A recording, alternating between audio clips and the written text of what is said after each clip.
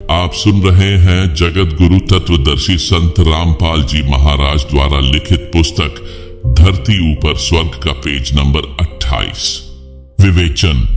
इस पुस्तिका में सर्वप्रथम बताया गया है कि कर्म से सुख व कर्म से दुख होता है। पूर्व के जन्मों में किए अच्छे बुरे कर्मों के कारण सुख यानी स्वर्ग तथा दुख यानी नरक होता है। दुख का कारण पाप होता है।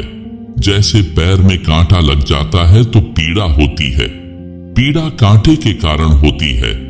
यदि कांटा निकाल दिया जाए तो दर्द बंद हो जाता है, क्योंकि दुख कांटे के कारण था।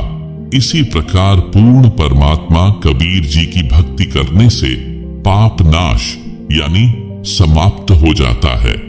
जीव सुखी हो जाता है। वह भक्ति करने की विधि व मंत्र दास के पास हैं, जिससे आपको परमात्मा सुखी कर देगा। साधक का पाप नष्ट हो जाएगा, घर स्वर्ग बन जाएगा। वेदों में प्रमाण, वेद भी इस बात के गवाह हैं। प्रमाण के लिए यजुर्वेद अध्याय 8 के मंत्र 13 की फोटोकॉपी दी गई है, जिसे आप पुस्तक में देख व पढ़ सकते हैं, जिसका अनुवाद आर्य समाज प्रवर्तक महर्षि दयानंद सरस्वती जी द्वारा किया गया है। अनुवादक ने परमात्मा को सबका उपकारक मित्र कहा है। वास्तव में सच्चा साथी परमात्मा ही है। जिंदे जी भी साथी, मृत्यु के बाद भी मित्र रहता है। इस संसार के सब नाते यहीं तक हैं। इस वेद मंत्र में स्पष्ट है कि अपने भक्तमति के एनसह यानी घोर से घोर पाप को भी परमात्मा नाश यानी खत्म कर देता है, जिससे सुख प्राप्त होता है। भक्ति करने से दुख समाप्त हो जाते हैं, कार्य सिद्ध होते हैं। जैसे पहले जमाने में हाथ से चक्की चलाते, हाथ से पशुओं का चारा यानी सानी काटते थे। अब बिजली से चलने वाली चक्की है तथा बिजली से चलने वाले गंडा से यानी मशीन से सानी यानी चारा काटते हैं। कितना आसान हो गया। इसी प्रकार परमात्मा कबीर जी यानी परम अक्षर ब्रह्म की भक्ति करने से भक्त मति के सब कार्य आसान हो जाते हैं। घर स्वर्ग बन जाता है। जन्म मृत्यु का चक्र सदा के लिए समाप्त हो जाता है। आप सुन रहे हैं जगत गुरु तत्वदर्शी संत रामपाल जी महाराज द्वारा लिखित पुस्तक धरती ऊपर स्वर्ग का पेज नंबर 29। प्रश्न: मृत्यु भोज के विषय में आपके क्या विचार हैं? उत्तर: यह व्यर्थ है, हम नहीं करते। अब तो बुद्धिमान मानव समाज भी इस पर प्रतिबंध लगाने लगा है। कबीर साहिब जी की वाणी में बताया है कि कबीर जीवित बाप गेल लट्ठम लट्ठा मुंह ये गंग पहुंचावे, अर्थात अपने पिता व माता जी के साथ जिंदे जी को उलट सुलट बोलते हैं। सब नहीं, अधिकतर। मरने के पश्चात उसकी जली हुई हड्डियों को राख समेत उठाकर पुरोहित के माध्यम से गंगा के जल में प्रवाह करने जाते हैं। फिर उसका काज यानी मृत्यु भोज करते हैं। वह व्यर्थ है। अपने माता पिता को जीवित रहते खिलाओ पिलाओ, अच्छा कपड़ा पहनाओ, प्यार दो। यदि धर्म यज्ञ करना है तो उसके जीवित रहते शास्त्रानुसार कराओ, गुरु बनाओ। मानव जीवन सफल होगा। कबीर: गुरु बिन माला फेरते, गुरु बिन देते दान, गुरु बिन दोनों निष्फल हैं, पूछो वेद पुराण। कबीर: रामकृष्ण से कौन बड़ा, उन्होंने भी गुरु कीन्ह। 3 लोक के वे धनी, गुरु आगे आधीन। अर्थात गुरु बनाए बिना दान करना, नाम जाप करना व्यर्थ है। आप हिंदू जन श्री कृष्ण जी व श्री रामचंद्र जी से बड़ा किसी को नहीं मानते, उन्होंने भी गुरु बनाए। श्री राम जी ने वशिष्ठ ऋषि को गुरु बनाया तथा श्री कृष्ण जी ने ऋषि दुर्वासा जी को गुरु बनाया। ऋषि संदीपनी जी श्री कृष्ण जी के अक्षर गुरु यानी शिक्षक थे। ऋषि दुर्वासा आध्यात्म के गुरु थे। क्या आप राम व कृष्ण जी से बड़े हो जो गुरु नहीं बनाते हो? गुरु पूर्ण होना अनिवार्य है, फिर दान धर्म करना लाभदायक है। प्रसंग धरती ऊपर स्वर्ग का चल रहा है। आप जी से निवेदन है कि इस पुस्तक को दिल थामकर श्रद्धा के साथ पढ़कर समझकर मुझ दास यानी लेखक के आश्रमों में या नामदान केंद्र में आए और शास्त्रोक्त साधना लेकर अपना तथा परिवार का निशुल्क कल्याण करवाएं। धरती ऊपर ही स्वर्ग का एहसास करें। यदि इस पुस्तक को पढ़कर फिर भी लोकलाज के कारण इस दलदल में धंसा रहता है, समझदारी नहीं है। जैसे सती प्रथा थी, पति की मृत्यु हो जाती थी तो लोकलाज व कुप्रथा के कारण जवान पत्नी को भी जिंदा जलना पड़ता था। राजा भी इस प्रथा की मार से नहीं बचते थे। महाभारत ग्रंथ में प्रकरण है कि राजा पांडु की मृत्यु के पश्चात रानी माद्री उनके साथ सती हुई थी, यानी जिंदा जलकर मरी थी। राजा पांडु की 2 पत्नियां थीं, कुंती तथा माद्री। यह भी तो किसी समझदार पुरुष ने समाप्त करने का बीड़ा उठाया। उस समय उसका बहुत विरोध हुआ, परंतु धीरे धीरे सबने मान लिया, सुखी हुए। इसी प्रकार ये कुप्रथाएं समाप्त करनी है, धरती ऊपर स्वर्ग बनाना है। बुद्धिजीवी मानव सहयोग दे।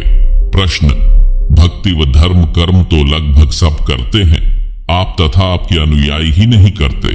आप कहना क्या चाहते हैं? आपकी बातों से लग रहा है कि आपके अतिरिक्त कोई ठीक से भक्ति नहीं करते।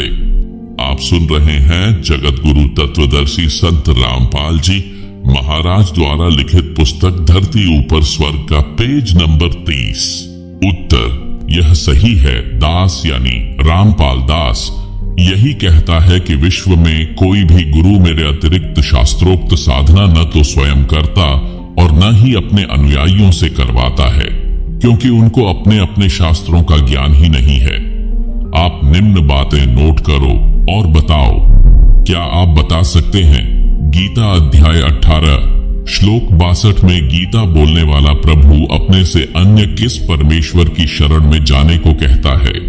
गीता अध्याय 18 श्लोक 62 की फोटोकॉपी, जिसे आप पुस्तक में देख सकते हैं, जो जयदयाल गोयंदका द्वारा अनुवादित है तथा भारत में प्रसिद्ध गीता प्रेस गोरखपुर से प्रकाशित व मुद्रित है।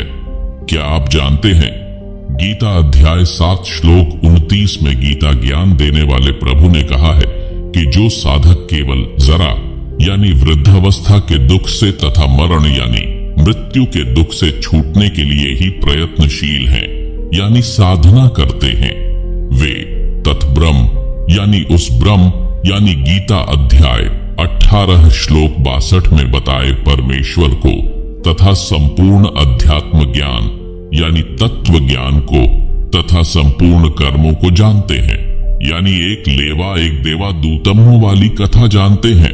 गीता अध्याय 8 श्लोक 1 में अर्जुन ने गीता ज्ञान देने वाले से प्रश्न किया कि किम तत् ब्रह्म यानी तत् ब्रह्म क्या है, जिसके विषय में आपने गीता अध्याय 7 श्लोक 29 में कहा है। इसका उत्तर गीता ज्ञान बताने वाले प्रभु आपके अनुसार श्री कृष्ण जी ने गीता 8 अध्याय श्लोक 3 में दिया। कहा कि वह परम अक्षर ब्रह्म है। फिर इसी प्रसंग को आगे बढ़ाते हुए गीता ज्ञान देने वाले ने गीता के इसी अध्याय 8 के श्लोक 5 से 7 तथा श्लोक 8, 9, 10 में स्पष्ट कर दिया है कि जो पुरुष अंत काल में मुझको ही स्मरण करता हुआ शरीर को त्याग कर जाता है, वह मेरे साक्षात रूप को प्राप्त होता है। इसमें कुछ भी संशय नहीं है।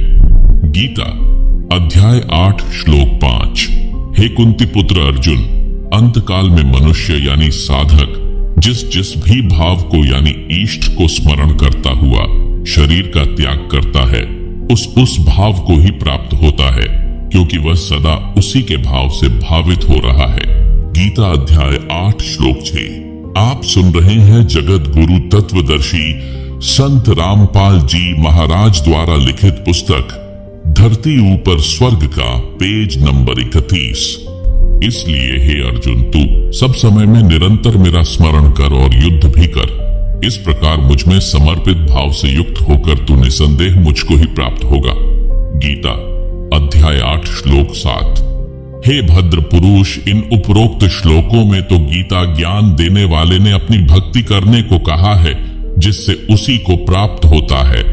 फिर गीता अध्याय 8 के ही श्लोक 8, 9, 10 में उस परम अक्षर ब्रह्म की भक्ति करने को कहा, जिसके विषय में ऊपर बताया है।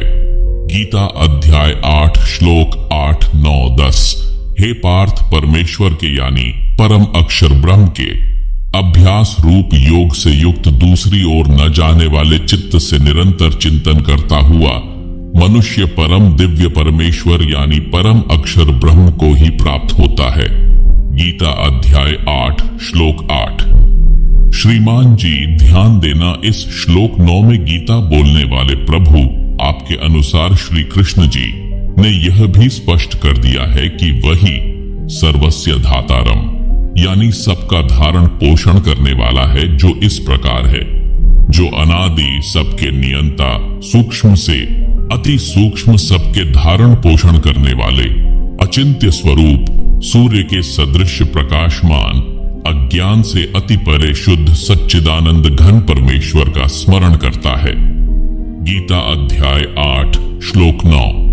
वह भक्ति युक्त पुरुष अंतकाल में योग बल से यानी भक्ति की शक्ति से प्राणों यानी श्वासों को भ्रुकुटी के मध्य में अच्छी तरह स्थापित करके फिर निश्चल मन से स्मरण करता हुआ उस यानी मेरे से दूसरे दिव्य पुरुष यानी परम अक्षर ब्रह्म यानी परमेश्वर को ही प्राप्त होता है। हे जेंटलमैन, क्या आपको व आपके धर्म गुरुओं को उस परमेश्वर परम अक्षर ब्रह्म का पता है? वह कौन है जिसकी शरण में जाने से परम शांति तथा सनातन परम धाम यानी सत्यलोक प्राप्त होता है? जेंटलमैन ने कहा, कभी सुना ही नहीं। गीता नित्य पढ़ता हूँ, आज आंखें खुली हैं। गीता अध्याय 7 श्लोक 29। गीता अध्याय 8 श्लोक 1, 3, 5, 6, 7, 8, 9, 10। उपरोक्त गीता के सर्व श्लोकों की फोटोकॉपी पुस्तक के पेज नंबर 31 से 34 में दी गई है, जिसे आप पुस्तक में देख सकते हैं।